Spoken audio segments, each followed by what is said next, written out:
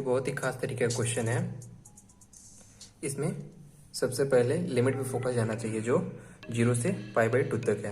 पहले क्या हो रहा था, अगर sign to power x dx दिया होगा तो इसका अगर हमें इंटीग्रेशन निकालना है 0 से π/2 तक, तो इसमें हमें क्या करना पड़ता था। अगर पावर में 2 है या फिर कोई भी नंबर है तो इसको पहले हम एक स्टैंडर्ड फॉर्म में चेंज करते थे। जैसे इसको हम लिख सकते हैं 1 - cos 2x/2।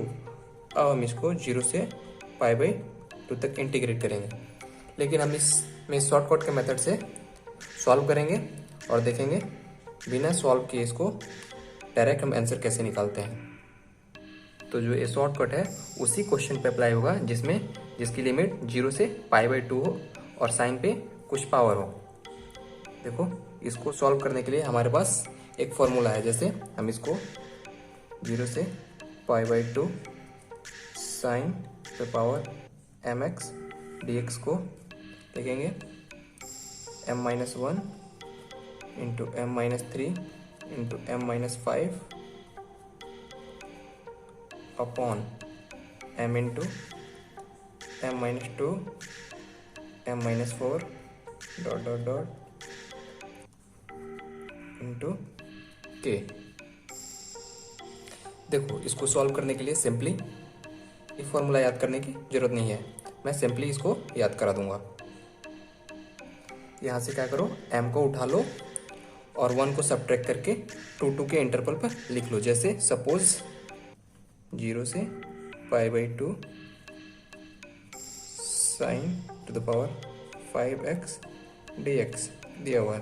तो इसमें क्या करना है, सबसे पहले हम m को उठा लेते हैं। m इक्वल टू क्या है इतना, यहाँ पे कितना है 5, तो 5 इंटू m-2 3 m-4 1, और 1 में से 2 तो हम माइनस नहीं कर सकते, तो फिर हम इसको यहीं छोड़ देंगे। उसके बाद यहाँ पे m में से 1 सब्ट्रैक्ट करके लिख लो 4, फिर m 2 के इंटरवल लिखना है, तो 4 - 2 2, अब 2 में से 2 को माइनस करेंगे तो क्या हो जाएगा 0, तो उसको हम यहीं पे छोड़ देंगे। अब रही बात k की, अगर यहाँ पे m की वैल्यू जो अगर इवन होती है इवन, तो k इक्वल टू हम कितना ले लेंगे π/2, और अगर m की वैल्यू अदरवाइज दूसरी कोई हो, इवन के अलावा कोई दूसरी भी नंबर हो, k की वैल्यू कितना ले लेंगे 1। तो यहाँ पे m की वैल्यू क्या है, इवन नहीं है, क्या है ऑड है, तो यहाँ k की वैल्यू क्या हो जाएगी 1। वैसे ही अगर मान लो यहाँ पे इंटीग्रेशन ऑफ 0 से π/2 sine to the power 6x dx है, तो इसको हम क्या करेंगे, सबसे पहले m को लिख लो 6, फिर 2 का इंटरवल लेके इसको लिख दो। 6 में से 2 गया 4 इंटू 4 में से 2 गया 2, अब 2 में से 2 माइनस करोगे तो 0 हो जाएगा, तो उसको यहीं पे हम छोड़ देंगे। फिर ऊपर क्या करते हैं, m में से 1 माइनस करके लिख लेंगे, वो हो जाएगा 5, फिर 5 में से 2 माइनस करो 3, 3 में से 2 1, अब 1 में से 2 तो माइनस नहीं हो सकता, तो फिर इसको यहीं पे छोड़ देंगे। अब यहाँ पे क्या बचा हमारा k, तो k का वैल्यू कितना लेंगे हम, यहाँ पे m को चेक करेंगे। m क्या है यहाँ पे इवन, तो अगर k की वैल्यू किस पे डिपेंड करती है, इवन और ऑड पे। अगर इवन हुआ m तो हम π/2 लेंगे, अगर ऑड हुआ m तो वहाँ पे हम क्या ले लेंगे 1 ले लेंगे। तो यहाँ पे m की वैल्यू क्या है इवन है, तो यहाँ पे क्या आएगा π/2 हमारा आंसर हो जाएगा। इसको सॉल्व करेंगे हमें आंसर मिल जाएगा। रही बात कॉस की, अगर क्वेश्चन में यहाँ पे साइन की जगह कॉस आता है तब क्या करेंगे। कॉस में भी बिल्कुल सेम, साइन और कॉस दोनों सेम ही होता है। यहाँ पर भी हमें लिमिट पे ध्यान देने की ज़रूरत है, यानी लिमिट 0 से π/2 तक होगी, तो हम इसको इस फॉर्म में एक्सप्रेस कर सकते हैं।